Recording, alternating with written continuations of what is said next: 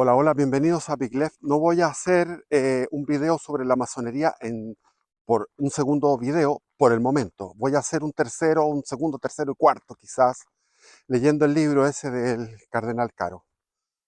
Porque yo sé que la gente de YouTube le gusta la novedad, entonces van al video y cuando uno es serio, cuando uno tiende a ser más académico, es decir, quiere profundizar en el tema,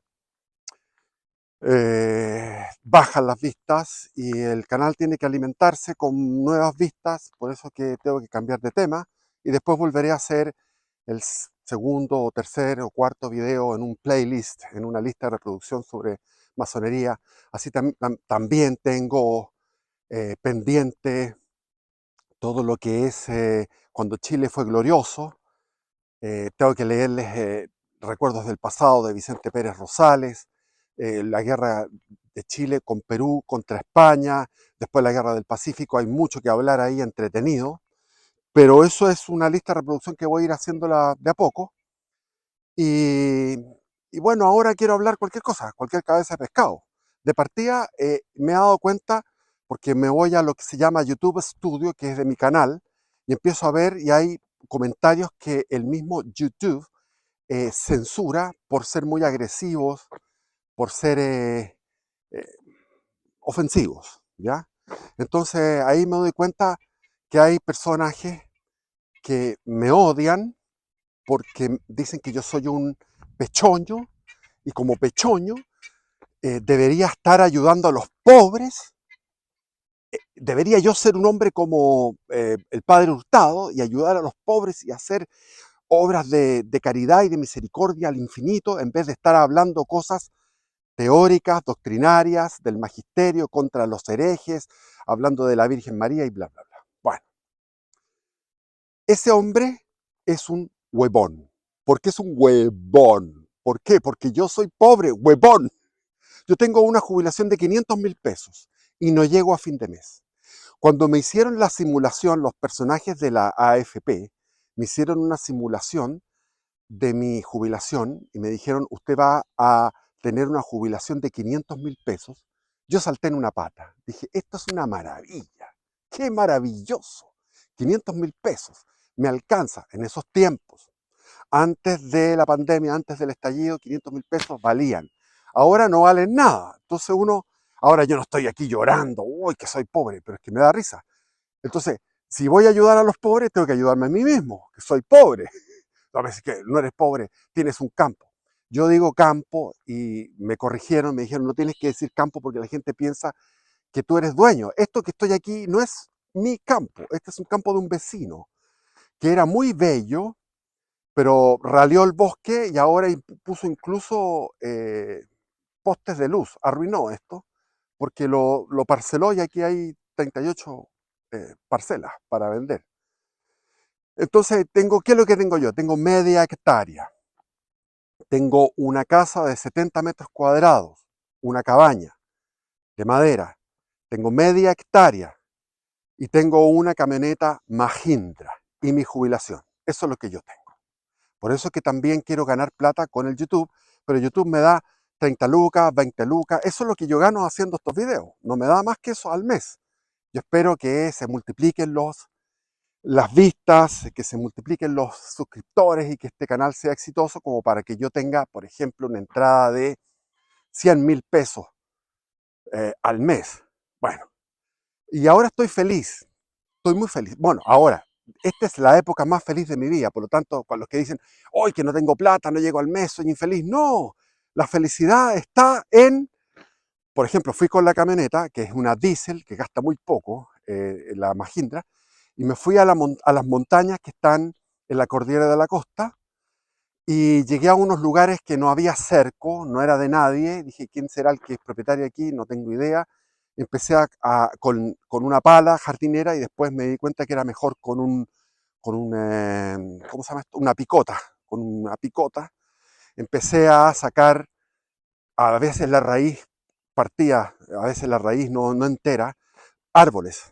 Traje pino insigne, traje eucalipto, traje eh, coihues, muchos coihues, muchos helechos que los puse en un lugar que rompiendo con la picota, de repente surgió parecía como el texto bíblico, cuando Moisés golpeó una roca y salió agua en el desierto, golpeé con la picota y ¡fua! Salió agua, y esa agua es una caída que después se las voy a mostrar en el futuro, cuando todo esto se vaya poniendo más lindo, la primavera, etcétera. Entonces ahí eh, llené de helechos que traje de la montaña.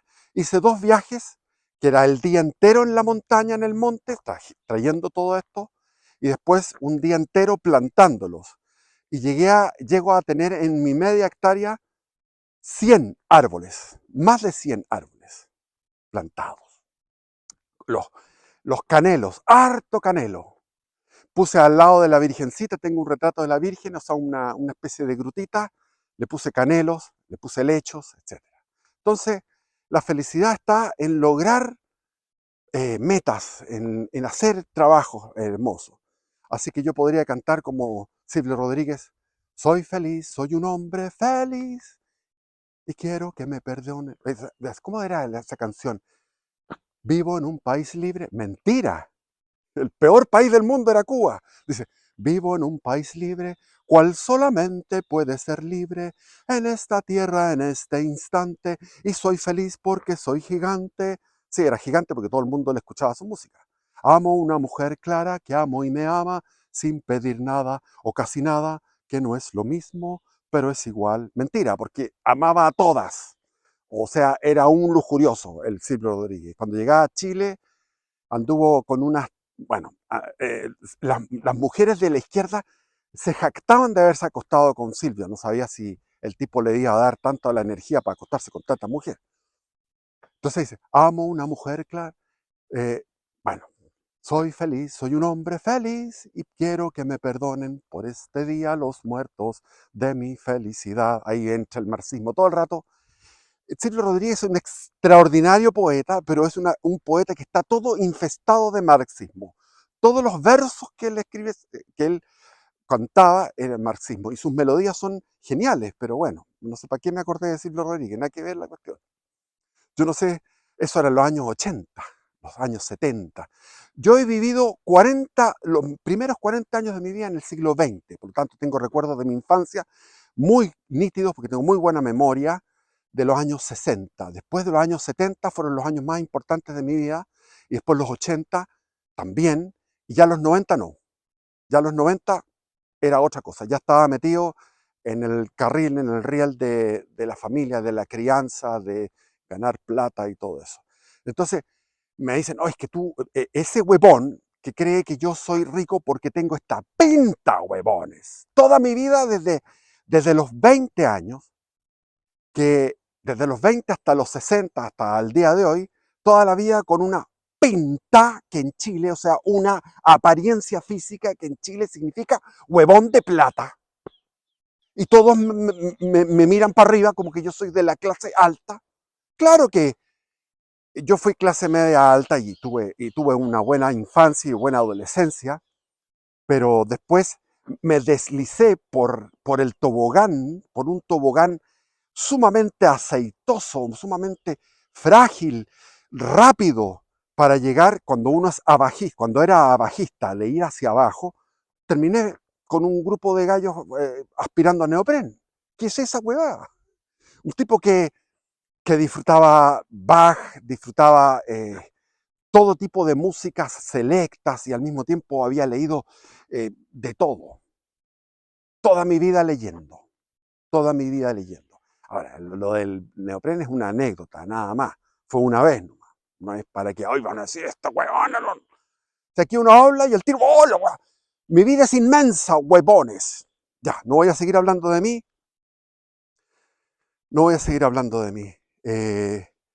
Mi hermano era lo contrario a mí. Éramos opuestos. Entonces, cuando yo escuchaba en la década del 70, yo escuchaba las campanazos del del monasterio benedictino, que se escuchaba. Entonces, me despertaba con el vigilias, con la primera oficio del monasterio benedictino. Yo estaba abajo, en el bajo, en las Condes Alta, que era en el bajo de ese cerro, del Cerro de los Benedictinos. Me despertaba, saltaba de la cama, me arrodillaba con los brazos en cruz, orando. Y en ese momento llegaba mi hermano, curado de carrete, porque él, me acuerdo, todos los viernes en la discoteca Eve tenía reserva una mesa para mi hermano, Guillermo Izquierdo. Ahí estaba.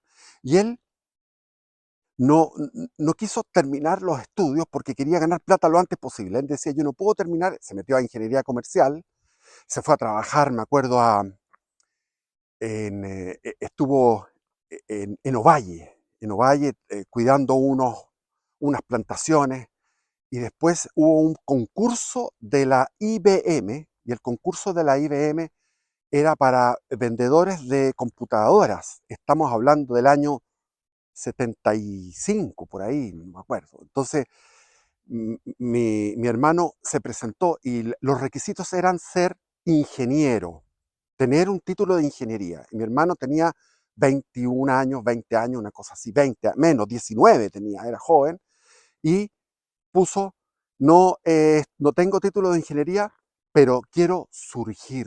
Así puso, quiero surgir. No querían darle la entrevista, finalmente lo entrevistaron, y había un gringo, un norteamericano, que dijo, este es self-made man, este es un hombre que se hace a sí mismo. Entonces lo pusieron en un cargo donde se habían presentado más de 60 personas para esa sola plaza de trabajo, y entró mi hermano. Y fue el mejor vendedor, vendedor estrella. Todos los años le daban premios de ir qué sé yo, a Hong Kong, a Las Vegas, etcétera, con familia, sin familia, después se casó. Entonces después se cambió, se invirtió esto, porque yo me transformé en un ateo, en un carretero, en un bueno para la marihuana, bueno para todo, para las faldas, etcétera. Entonces en un momento determinado pasó al revés. Yo llegaba y ahí me hizo reflexionar, dijo, ¿cómo es esto? El yin y el yang. ¿Han visto eso, esa representación? El yin y el yang, que el yang tiene de yin y el yin tiene de yang. Bueno, entonces mi hermano se levantaba velozmente a las 7 de la mañana, se daba una ducha, qué sé yo, y se iba a trabajar y pasaba recorriendo todas las oficinas del centro de Santiago, porque todo, en aquellos tiempos todo era el centro de Santiago. El centro de Santiago tenía glamour, tenía elegancia, estaban todas las clases sociales en el centro de Santiago y había prosperidad, era la city, el centro es la city. Bueno, y él trabajaba como vendedor de IBM y llegó a ser gerente comercial nacional de IBM. Y, y mientras yo, o sea, como les digo, él se levantaba, yo lo veía como estaba de disciplinado, eh, en su afán por triunfar, y yo, sin embargo, estaba metido en el marxismo-leninismo, en el sexo, en la marihuana, en la cerveza, etcétera, en los viajes, en todas esas cosas. Entonces, nos, se invirtieron los roles. Los dos éramos uno, cada uno con un rostro distinto, éramos como las dos monedas, las dos caras de una moneda, una cara de la lujuria, una cara de, ¿cómo se Dionisía, que la otra Apolínea, por decir. Pero el tema es que yo andaba hurgando y tratando de encontrar una sabiduría, una solidez en mi interior, y era débil interiormente y exteriormente, y mi hermano era fuerte, exteriormente fuerte. Entonces él tenía una fuerza tremenda, se casó, tuvo 5 hijos, qué sé yo, y de repente tuvo como gerente un traspié, era un traspié donde él mostró integridad moral, porque fue un problema de integridad, por eso lo echaron, y le dieron una indemnización inmensa para esos tiempos, no me acuerdo cuántos millones eran, y conversando conmigo yo le dije, pero cómprate un campo, cómprate un fondo y hazte agricultor, y eso es como lo más, la vida tranquila. Pero me dijo, no, es que yo estoy metido en la cosa de la computación y sé los clientes, tengo el listado de clientes, los que me van a comprar, y yo puedo competir con IBM y puedo hacer mi propia fundación. Y fundó su propia empresa y puso distintas sucursales de venta en los que estaban recién inaugurados, que eran los malls. Recién se había inaugurado, por ejemplo, Vespucio Norte, qué sé yo, los malls, todos los malls nuevos de los barrios más bajos, porque ahí los malls comenzaron con el Apumanque, después fue el Parque Arauco y después el Alto Las Condes, del Jumbo y después el Alto Las Condes, pero después se expandieron los malls. Entonces él tenía, no sé si 5 negocios para vender computación, pero el año 97 surge una idea en el retail, o sea, Ripley, Falabella, ¿y cuál es el otro? Almacenes París, los tres. Se les ocurrió, vendamos computadores. Entonces llegó la competencia despiadada de los retails y mi hermano jodió. Quedó endeudado, perdió plata y me dijo, yo tengo que pasar toda mi vida pagando esto. Yo estoy arruinado, o sea, las deudas que tengo, voy a estar hasta el final de mis días pagando esto. Y tengo que cambiarme de barrio, tendría que irme de donde estaba, él había comprado una casa estupenda en la dehesa, era uno de los fundadores de la dehesa, uno de los fundadores de la dehesa. Me acuerdo cómo se hacían esas calles, y yo lo iba a ver a mi hermano y me perdía porque iba a pie, y era siempre peatón, metido en mis fantasías, en mis lecturas, en mi mundo interior, y me perdía en esas calles de la dehesa. Y él dejó a toda su familia con seguro de desgravamen en el colegio, o sea, todo lo dejó asegurado, todo lo dejó asegurado. ¿Y qué pasó? ¿Qué pasó? Teníamos un amigo en común que se llamaba Carlos Vergara, Carlitos Vergara, que era comunista, 100%, y él era de carrera militar, su familia, sus abuelos habían sido militares, él había estado un año en la Antártica, en la base, eh, una, una carrera militar espléndida y brillante, y llegó el 11 de septiembre y él estaba en la escuela militar y estaba al mando el teniente Krasnov, y él también era teniente o capitán, no era capitán, era superior. Entonces Krasnov le dijo, bueno, aquí hay que plegarse al golpe. Dijo, yo no me plego al golpe, yo va esto contra mí. Entonces lo degradó, o sea, salió del ejército y se metió a la IBM a trabajar, y era subordinado de mi hermano, y era un amigo bastante entrañable, y él conversó con mi hermano la mañana en que él murió, y él le dijo, mira, yo no me queda otra más que matarme. ¿Por qué? Porque era incapaz de bajar de nivel, de irse a Ñuñoa o de irse a, qué sé yo, a Peñalolén, de, de tener toda esa mochila de deudas. O sea, no significaba una vida mala, sino que era bajar de nivel. Y esa derrota no la pudo asimilar, y bebió, tenía 2,9 en la sangre, que es muchísimo, sin cinturón de seguridad, se cruzó un perro, trató de evitar el perro, entró un hombre a buscar el perro y saltó por los aires, chocó con un poste y voló por los aires, voló y cayó. Y yo lo fui a ver, y en el ataúd abierto tenía una cara de paz, había una cara de paz impresionante, una cara de paz tan grande. Yo me acosté en el suelo, todos se fueron a esa hora, a la hora de almuerzo, los que estaban en el velatorio. Me acosté en el suelo, un suelo frío de la capilla, en la dehesa, y ahí oré por él y dije, yo tengo un saldo de vida, este saldo de vida que me queda antes de morir, antes de estar igual que él, tengo que hacer algo bueno, útil, etcétera. Son propósitos que uno hace. Y de ahí llegué a Santiago, me puse a trabajar en la industria del factoring, en una empresa que se llamaba Contempora. El dueño era Gonzalo Martino, que era del Opus Dei, y tenía en su oficina las fotos saludando al Papa Pablo VI, etc. Tenía una secretaria tan fea, era un monstruo de fea la pobrecita, pero él se cuidaba, no quería tener secretarias muy bonitas. El tipo era tremendo, había de ejecutivo de cuentas de un banco, llegó a constituirse, llegó a generar una riqueza de 25 millones de dólares en aquellos tiempos. Estoy hablando de 1999. 1998 murió mi hermano. 1998 nació mi hijo, el menor. 2 días antes de que muriera mi hermano, había nacido mi hijo menor, el menor que tengo.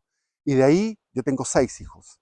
Y de ahí entré a esta empresa Contempora y llegó Ignacio Amenábar, que salió hace como un mes atrás en la televisión, en todas las noticieros de televisión, porque él estaba como gerente general de una empresa de factoring que era Primus Capital, y Primus Capital era tremenda. Cuando yo estaba trabajando en factoring, cómo competía Primus Capital, era un depredador de clientes, un depredador de clientes.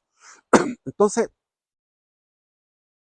eh, Ignacio llegó saliendo de la Universidad de los Andes, brillante, de familia Opus Dei, todos sus hermanos estudiando en la universidad, y su padre, creo que se llamaba también Ignacio Amenábar, él creo que era el mayor, no recuerdo ese detalle, y estuve trabajando con él como 4 años junto con él al lado, vecino mío, cuando él estaba surgiendo. Y prometía. Yo me quedé ahí porque yo no prometía más porque no tenía ningún título ni destrezas de análisis financiero. Me cargaba el análisis contable, me cargaba la contabilidad y me cargaba el análisis financiero. Por lo tanto, no podía surgir. Yo me quedaba ahí en la simple venta de clientes. Y él fue escalando y después se produjo un problema donde llegamos a otra empresa que se llamaba Capital Trust. Capital Trust, que los dueños eran unos ciúticos, eran pechoños, pechoñísimos, con unos trajes tan elegantes y con colleras, los tipos eran de una elegancia de apellido Muñoz, eran ciúticos, arribistas, trepadores. Y quien los apadrinaba espiritualmente era el padre O'Reilly, que después tuvo un escándalo de pederastía, no se sabe si es verdad o no, pero el tipo era impoluto, el padre O'Reilly era tremendamente impoluto, y entonces en Capital Trust llegó él a ser gerente, Ignacio Amenábar era subgerente de comercial, algo así, y yo tuve un problema ahí, y el problema me pareció injusto como me trataron, y quedé con un odio tremendo, y le pedí a Dios de que me quitara el odio, y, con Ignacio no tuve problemas, nunca lo odié, pero al otro, a los Muñoz, los odiaba, a los Muñoz. Y fui y les dije, ustedes, les dije, eh, en vez de ir con una pistola a dispararle, que era lo que soñaba en mi fantasía, ante la injusticia que habían cometido conmigo, fui pasé toda el pórtico, la entrada, la secretaria, todo, entré y le grité, le dije, ¡estás maldito! Tu empresa va a quebrar.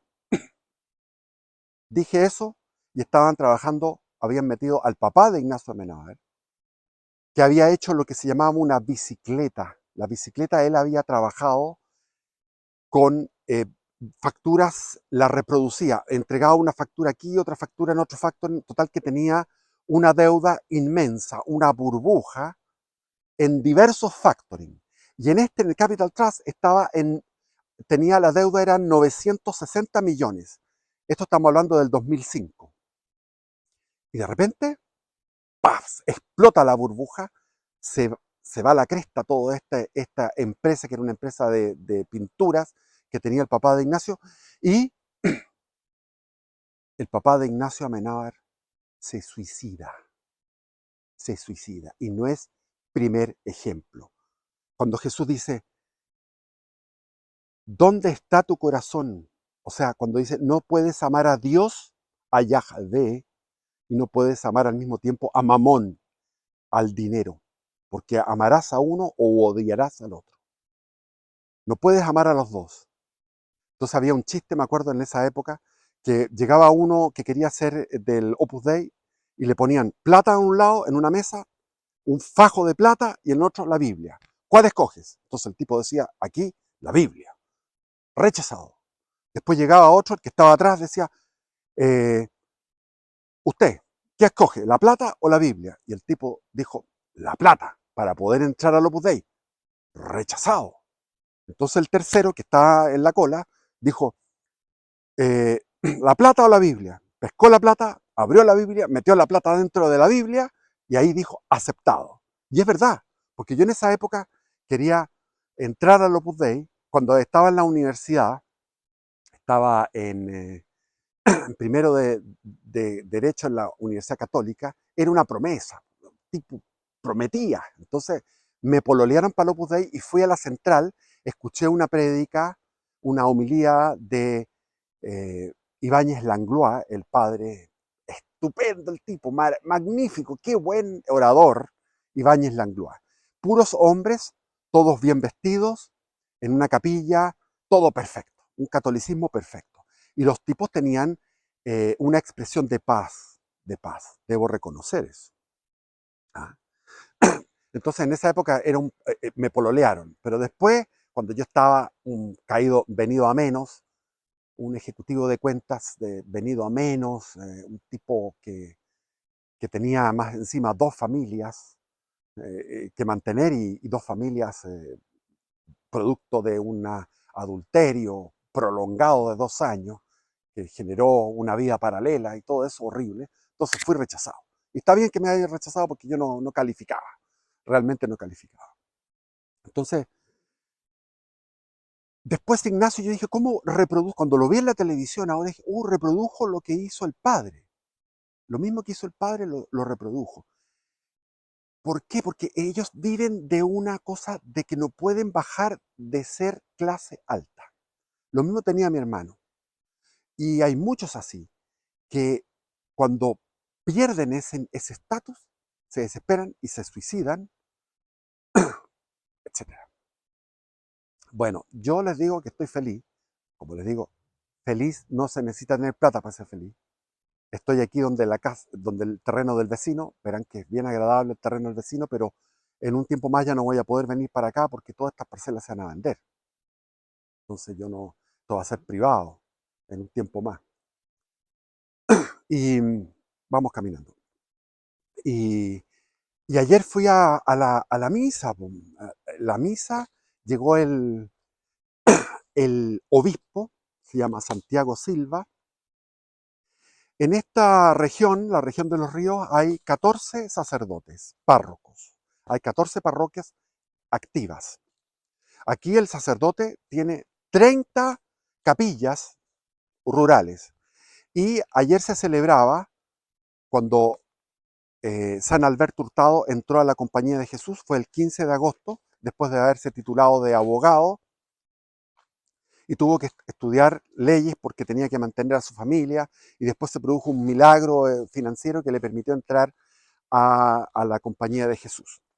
Y el 15 de agosto se celebra la Asunción de María y también las vocaciones religiosas femeninas, y había 20 religiosas de la zona, de distintas congregaciones, monjas.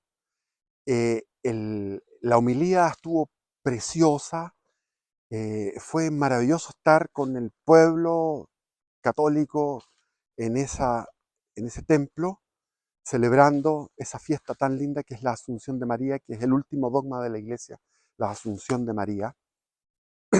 Algunos dicen que murió, otros dicen que fue como no tenía pecado original, no podía, ella nació inmaculada, sin pecado original, ella no podía probar la muerte. Entonces algunos dicen de la dormición, que se durmió y fue ascendida a los cielos. Nadie sabe, no hay un requisito de creer en una cosa o en otra. Yo creo que Jesús probó la muerte y María, no, por su humildad, no quería quedar superior a Jesús en ese tema. Jesús vino y probó la muerte, sin pecado.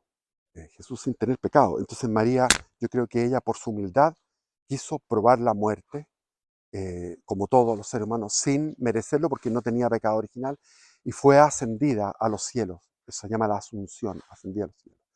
Y ahí el obispo se la puede, hizo muy buena homilía. Habló primero de la fe de María. Entonces dijo, la fe de María, primero la fe cuando se le aparece el ángel, ella dice, fiat, hágase en mí según tu palabra. Es decir, la obediencia. Lo primero es la obediencia.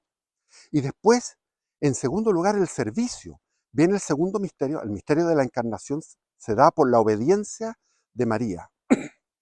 Después viene el segundo misterio del gozoso del rosario, que es que María va a visitar a su prima Isabel y no la va a visitar por poco tiempo, fue por 3 meses. Y dice, tuvo que subir a una montaña de Judá. Ella estaba en Nazaret y de Nazaret a Judá eran como 120 kilómetros. Entonces en esa época no existían buses ni trenes, pero existían caravanas. Entonces ella tenía que meterse en una caravana porque se protegían de los asaltantes y de los malvados. Entonces iba en una especie de caravana, iban ascendiendo porque Nazaret, el mar de Galilea, el mar de Betsaida, como se le llama, ¿qué otro nombre tiene? El mar de Galilea, Betsaida, eh, se me olvidan los nombres, tiene varios nombres.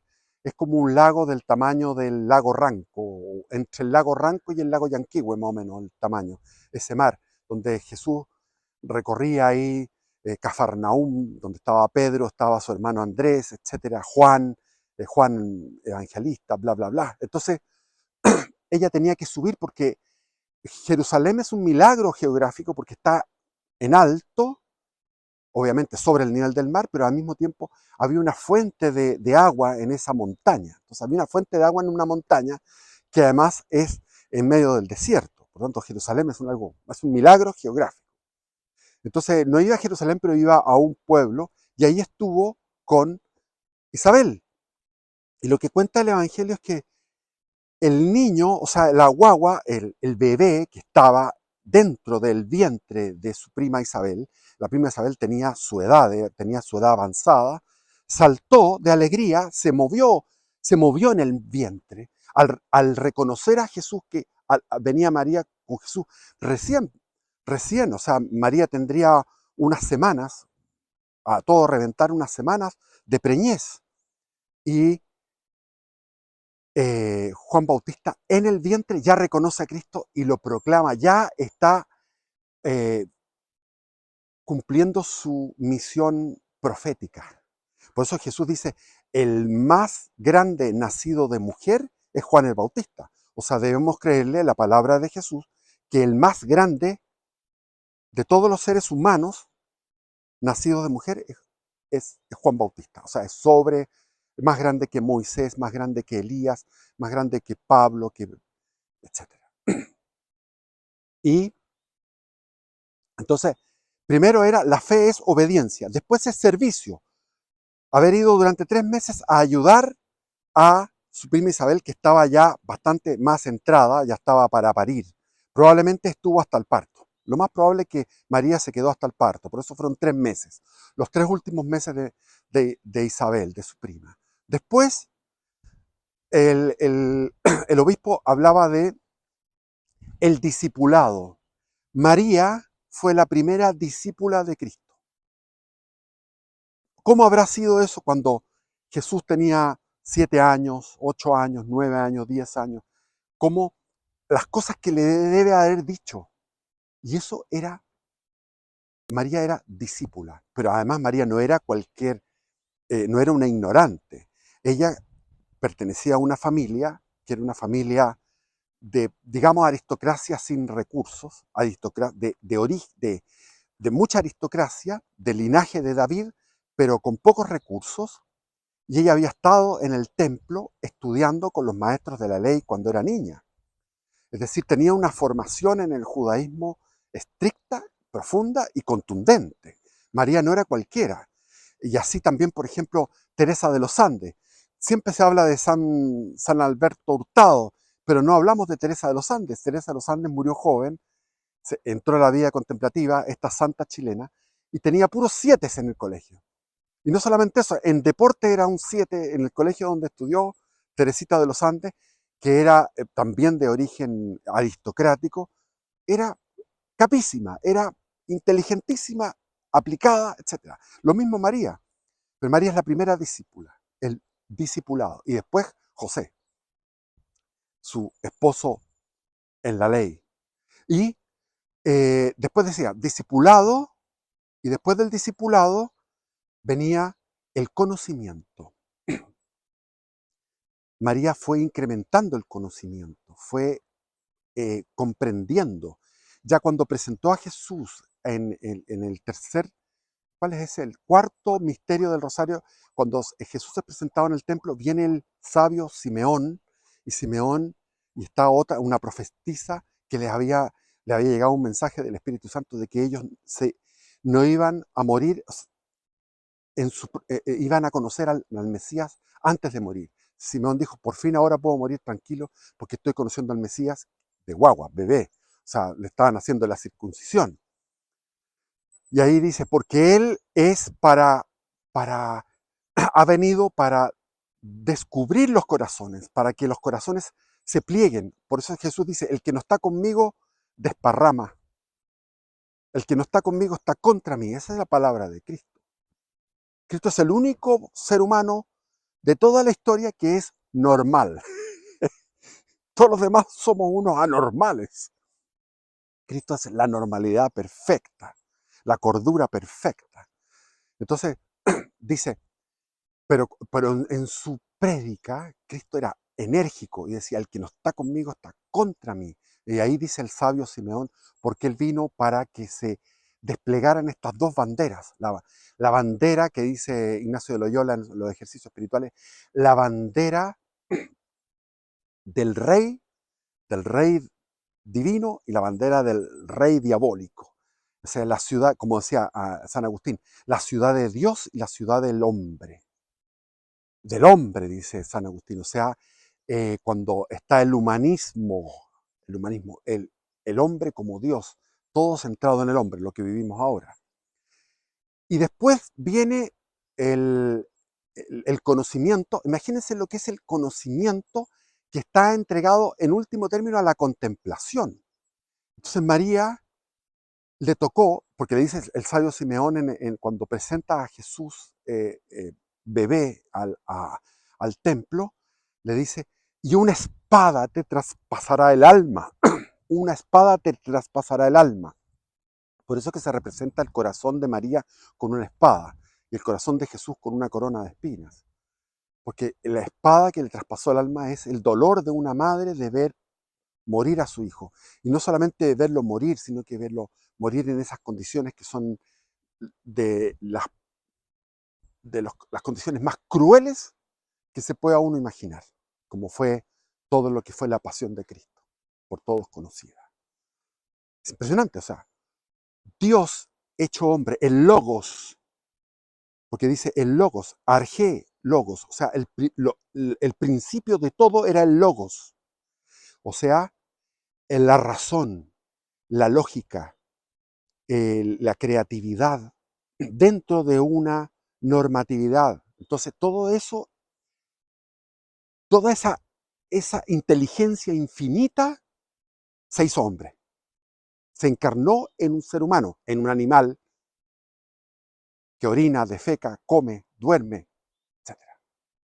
Y nosotros no solamente lo crucificamos, lo torturamos y lo crucificamos. Ese es el destino que tuvo la bondad infinita, la verdad infinita, la belleza infinita, la inteligencia infinita encarnada en un hombre. Ese es el destino que le dimos nosotros. Por lo tanto, el pecado es algo gravísimo. Jesús tuvo que pagar con ese precio tan impresionante, con una tortura que, si ustedes van al detalle, es una tortura inmensa, infinita. Esa tortura infinita de un ser infinito hecho hombre, verdadero Dios y verdadero hombre, es el precio para pagar por ese pecado original que nos llevó a este mundo.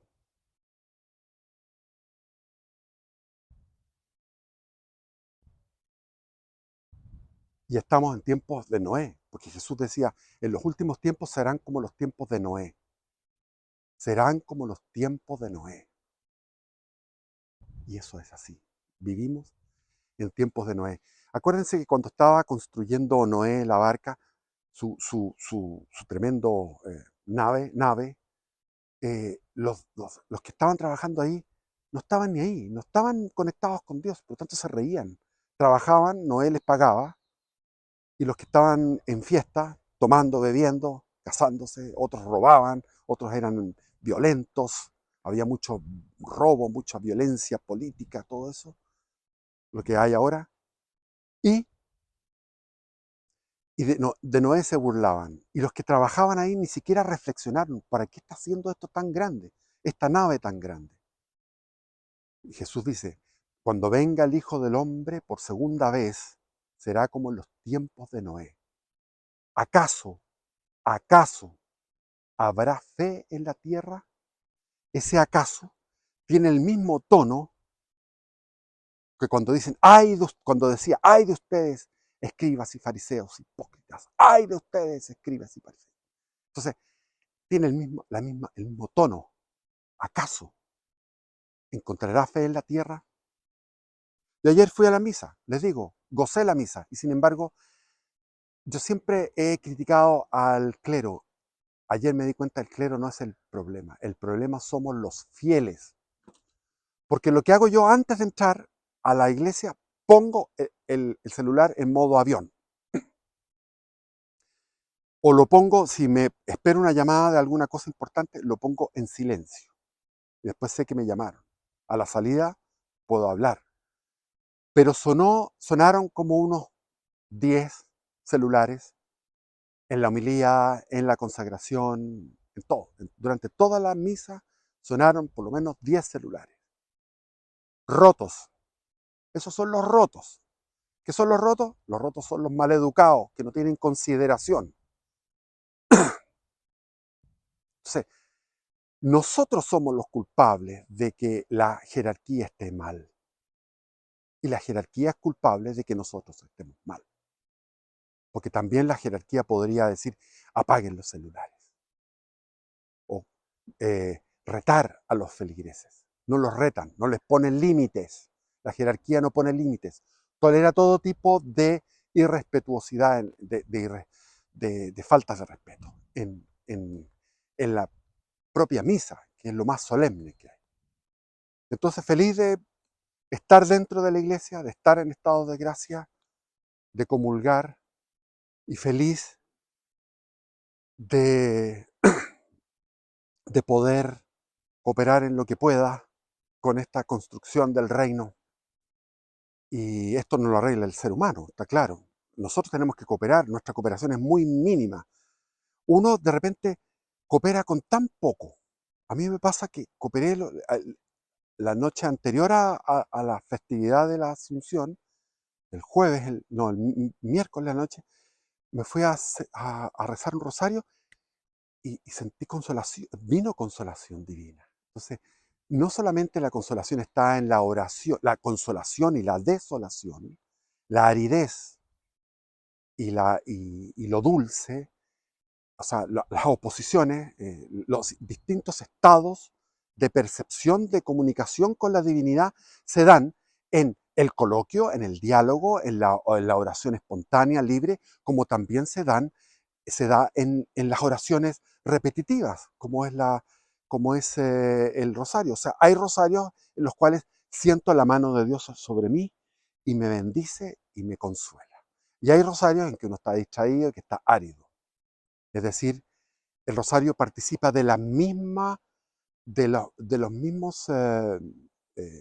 elementos que habla Ignacio de Loyola, de la consolación y la desolación, como puede ser en la oración espontánea, etc. Ya, he hablado mucho hoy día.